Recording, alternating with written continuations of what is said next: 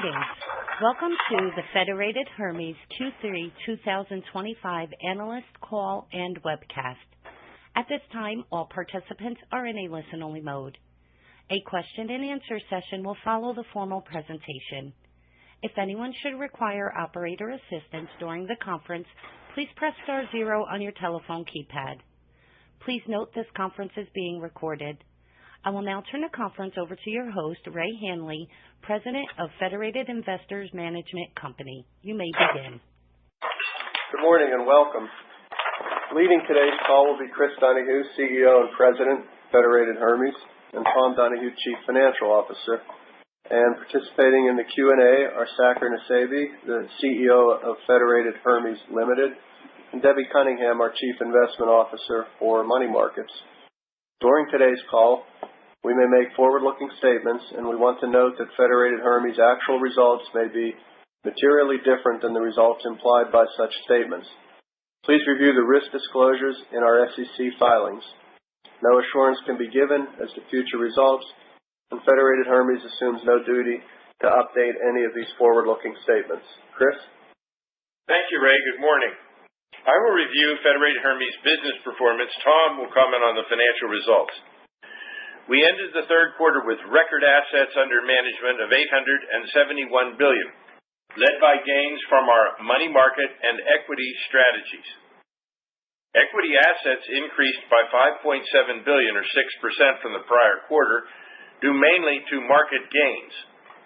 Q3 equity net sales were slightly negative, $130 million, as solid net fund sales of $1.4 billion were offset by about $1.5 billion of separate account net redemptions, driven by one client and all their CIT strategies moving to passive ETFs, and another client where pension funds were merged and the surviving plan happens to use passive strategies. Interestingly, we are also seeing other clients interested in moving from passives into our MDT strategies, which have had several RFPs come in from investors considering this switch. The MDT fundamental quant strategies produced solid results again in the third quarter. MDT equity strategies had Q3 net sales of $2 billion. Looking at MDT fund performance rankings as of September 30th, 7 of the 8 MDT equity mutual fund strategies are in the top performance quartile of their Morningstar categories for the trailing 1 and 3 years. And all 8 are top quartile for the trailing 5 and 10 years. And 4 of these strategies are in the top decile for the trailing 3 years. We had net sales in 20 equity fund strategies during the third quarter, including obviously a variety of the MDT offerings and the Asia ex-Japan fund leading the pack. Excuse me. We are actively developing MDT distribution opportunities outside of the U.S. and are finding considerable interest from institutions, intermediaries, and others. For example, the MDT U.S. Equity UCITS Fund, that means it's registered for us in Dublin, launched in June, is off to a great start. We are seeing strong demand from clients outside of the U.S. and have already had $340 million in net sales from inception through last week. Now, looking at our equity fund performance at the end of Q3 and using Morningstar data for trailing 3 years, 53% of our equity funds were beating peers and 33% were in the top quartile of their category. For the fourth quarter through October 24th, combined equity funds and SMAs had net sales of $580 million. Now, turning to fixed income. Assets increased by $3.1 billion from the prior quarter to reach a record high of $101.8 billion at the end of Q3. fixed income total net sales improved by $4.1 billion, as we had $1.7 billion of net sales in the third quarter compared to net redemptions of $2.4 billion in the second quarter. Q3 net sales included about $1.4 billion from two large public entities that have regular, sizable inflows and outflows. We had 24 fixed income funds with net sales in the third quarter, led by the three ultra-short funds with $579 billion combined, and the Sustainable Global Investment Grade UCITS Fund, about $240 million. Regarding performance at the end of the third quarter, using Morningstar data for the trailing 3 years, 44% of our equity fixed income funds were beating peers, and 15% were in the top quartile of their category. For Q4 through October 24th, combined fixed income funds and SMAs had net redemptions of about $250 million. This was occasioned by positives in ultra-shorts and total return bond fund that were overcome by negatives in high-yield bonds.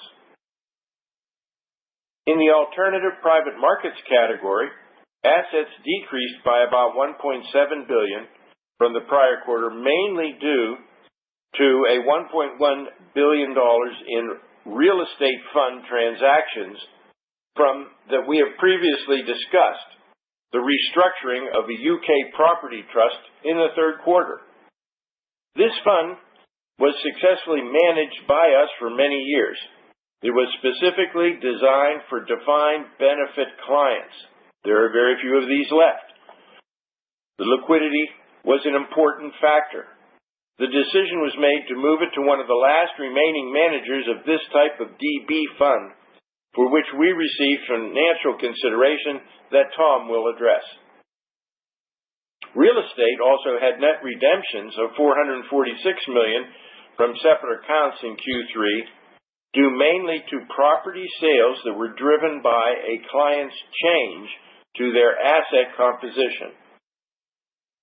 The MDT market neutral alternative strategy had net sales of $173 million in Q3 and now stands with assets of about $1.7 billion. We are currently in the market with European Direct Lending 3, the third vintage of our European Direct Lending Fund. To date, we've closed on about $680 million. For information, EDL raised $300 and EDL2 raised about $640 million. We are also in the market with our Global Private Equity Co-Invest Fund, which is the sixth vintage of the PEC series. To date, we've closed on approximately $318 million, and PECs 1 through 5 raised approximately $400 to $600 in each fund. We're also in the market with the European Real Estate Debt Fund, which is a new pooled debt fund, and the marketing will continue here into 2026. We're also actively working on energy solutions product development plans following the Q2 acquisition of a majority interest in Rivington. Last week, we announced the agreement to purchase a controlling interest in FCP, a U.S.-based real estate investment manager with $3.8 billion of assets under management as of June 30. The acquisition will facilitate Federated Hermes' entrance into the U.S. real estate market at a time when the U.S. multifamily sector, where FCP concentrates its efforts, enjoys strong fundamentals and significant growth opportunities. FCP has a strong, experienced management team who have led the firm's growth through changing market conditions for over 25 years. We believe that FCP will be an excellent complement to our UK-based real estate business. There, with more than 40 years of experience, our UK-based team has more than 55 professionals managing $5.5 billion as of the end of Q3. Now back on FCP, we're planning to close the purchase around the end of the first quarter of 2026. Across our long-term investment platform, we began Q4 with about $2.1 billion in net institutional mandates yet to fund in both funds and separate accounts. Let's delve into that. Approximately $1.6 billion is expected to come into private market strategies, which include direct lending over $800, private equity a little over $650, and trade finance at $100. Equities are expected additions of $1.2 billion, with about $875 million into MDT and about $365 into international and global equity strategies. Fixed income is expected to have net redemptions of about $650 million, with wins of about $380 in high yield and short duration, offset by a single $1 billion high yield redemption. Moving on to money markets. We reached another record high at the end of Q3 for total money market assets, which increased by $18 billion to reach $653 billion. Money market fund assets increased by $24.7 billion, or 5%, in Q3 to reach a record high of $492.7 billion. Money market separate accounts decreased by $6.3 billion in Q3, reflecting seasonal patterns. Market conditions remain favorable for cash as an asset class. In addition to the appeal of the relative safety in periods of volatility, money market strategies present opportunities to earn attractive yields compared to alternatives like bank deposits, direct investments in T-bills, and commercial paper. We're also developing money market funds and share classes available in tokenized form and working with parties on digital asset infrastructure. These efforts include a planned Genius Act compliant money market fund designed to serve as collateral for stable coins. Last week, we announced that we have made two of our UCITS money market funds, our Sterling Prime and US Dollar Prime, available in tokenized form through Archex. Archex is a well-known digital assets operator in the UK, having launched in 2018 and become the first FCA-regulated digital securities exchange, broker-dealer, and custodian. This represents Federated Hermes' initial non-U.S. digital asset initiative.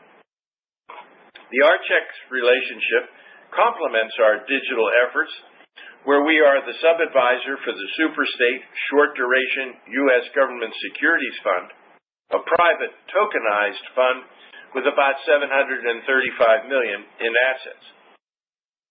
We will also participate in the launch of a collaborative initiative between a BNY and Goldman that will use blockchain technology to maintain a record of their customers' ownership of select money market funds, a significant step towards enhancing the utility and transferability of existing money market fund shares.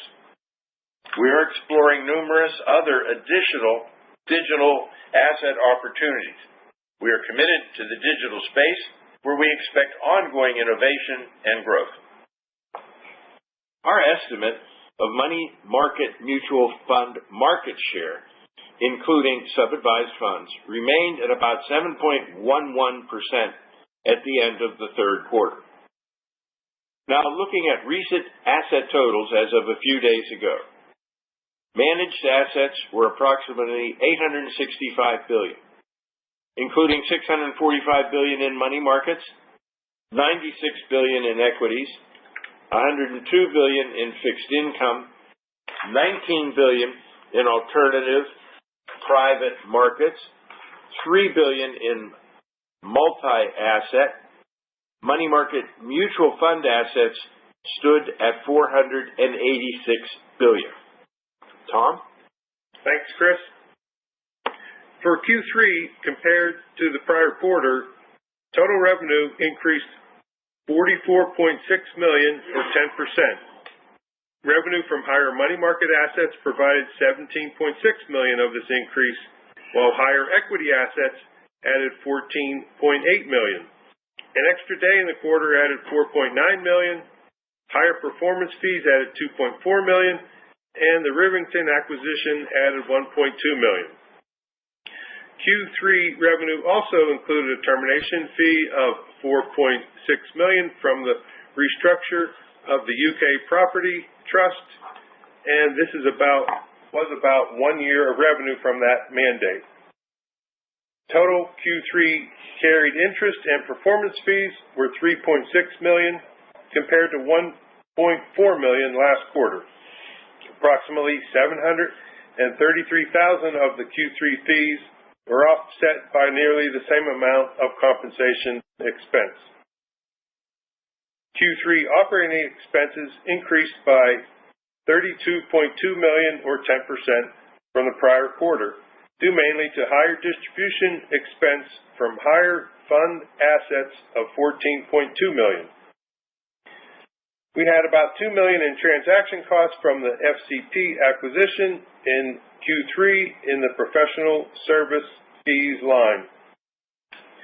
In other expense line items, FX and related expense increased by $9.4 million in Q3 compared to the prior quarter. These expenses were $3.7 million in Q3 compared to a credit of $5.7 million for Q2 as the pound weakened against the dollar in Q3. The other expense line item for Q3 also included $2.8 million related to a U.S. withholding tax matter on certain non-U.S. funds. The effective tax rate was 24.4%. The tax rate was impacted by $1.6 million related to R&D tax credits. At the end of Q3, cash and investments were $647 million. Cash and investments excluding the portion attributable to non-controlling interests were $610 million. We expect to use about $216 million in cash and about $23 million in FHI Class B stock for the upfront purchase price of FCP controlling interest acquisition. During Q3, the company paused its open market share repurchase as we entered exclusive negotiations with FCP. We expect to be active again in Q4 and repurchase shares in the open market. Holly, we'd like to open the call up for questions now. Certainly. At this time, we will be conducting a question and answer session. If you would like to ask a question, please press star 1 on your telephone keypad. A confirmation tone will indicate your line is in the question queue. You may press star 2 if you would like to remove your question from the queue. For participants using speaker equipment, it may be necessary to pick up your handset before pressing the star keys. One moment, please, while we poll for questions.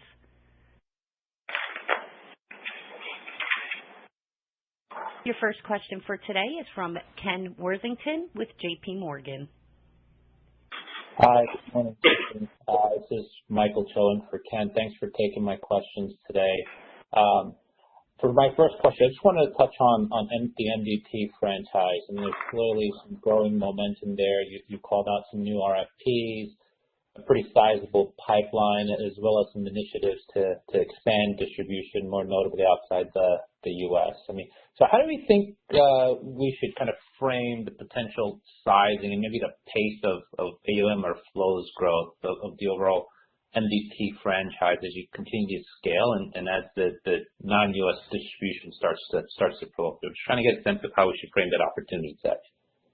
I think you should frame it with enthusiasm and optimism. If you look at the sales to date through this time frame, they're still running net sales up through October 24th of about $660 million. So the pipeline continues. But for us, the exciting thing is the fact that we were able to sell these mandates across the globe. And if you look at where they're coming from different countries in different ways and in different of the mandates exactly on MDT. I can't get into exactly who the clients are, but in those pipeline numbers is a great variety of client types and geographies. Thanks. Understood. And then if I could just ask a quick follow-up on expenses, just broader, over the year ahead. You have a number of initiatives. You called out a bunch today. Clearly, alternatives and the SCP acquisition is ahead. But you also have a number of things happening within money markets and blockchain, digital assets, and clearly kind of extension of some of your key franchises. So if I just think about the expense base and over the next 12 months or so, how should we kind of think about the trajectory there as you can continue to invest organically and inorganically across the business? Thanks. Okay, Mike. Well, the first thing, FCP, if we close that, near the end of the first quarter, then of course, those expenses will come in. But we've kind of factored that in on last week's discussion about our view of after transaction costs, it would be an accretive thing, and also in 27, much more accretive based on our estimates of what we think is going to happen there. So of course, revenue will go up and the expenses will go up. And in terms of you're calling out a few things, obviously the digital things and money market stuff and other expansions. I don't see outsized expenses coming in here, and if they do, we would fully expect them to come with revenue shortly thereafter. And if you want me to go through the not for the year, but for the next quarter, a few comments on the line items. I'd expect comp and related to go up as sales are increasing, and therefore incentive comp is going up, and investment management performance is causing us to increase the incentives there. And on the corporate side, we're also increasing the incentive. These are all positive success items. On the distribution line item, we expect that to go up as you look at average assets. Distribution line item, another success item, goes up. On the professional service fees, looking at it, today we already said we'd expect some more FCP closing costs in Q4, but we had a couple million, as I mentioned, in Q3, so maybe we'll have $3 million more, as a change. And then, the other line has FX in it, and it has that tax payment that we talked about, and what's going to happen in FX, we will see. But those are all comments on a quarterly, not a yearly basis. Great, thank you.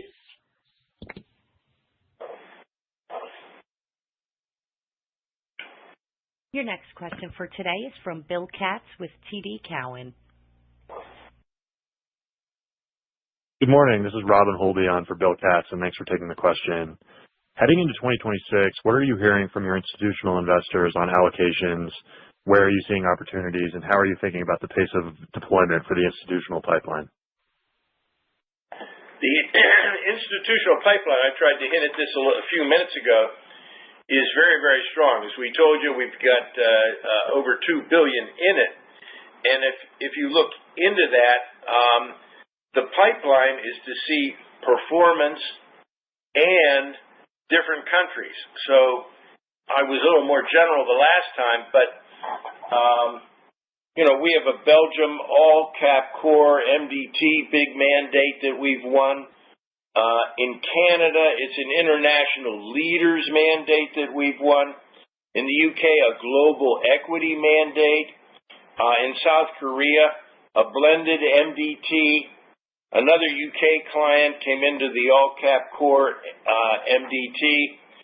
We have an MDT win in the Mid-East as well.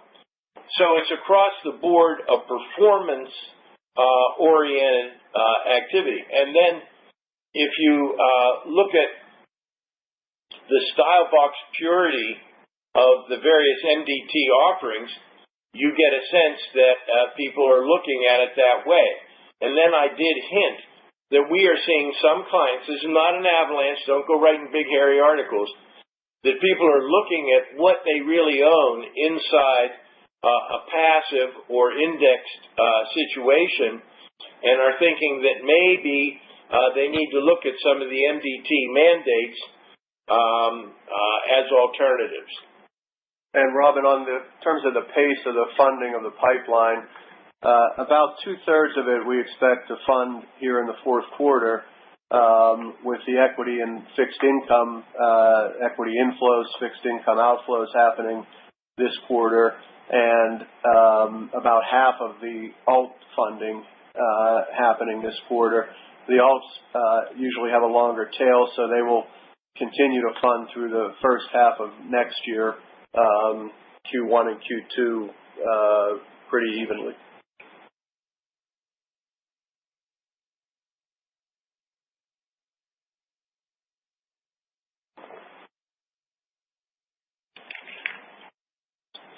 Okay, Holly, we must go to the next question.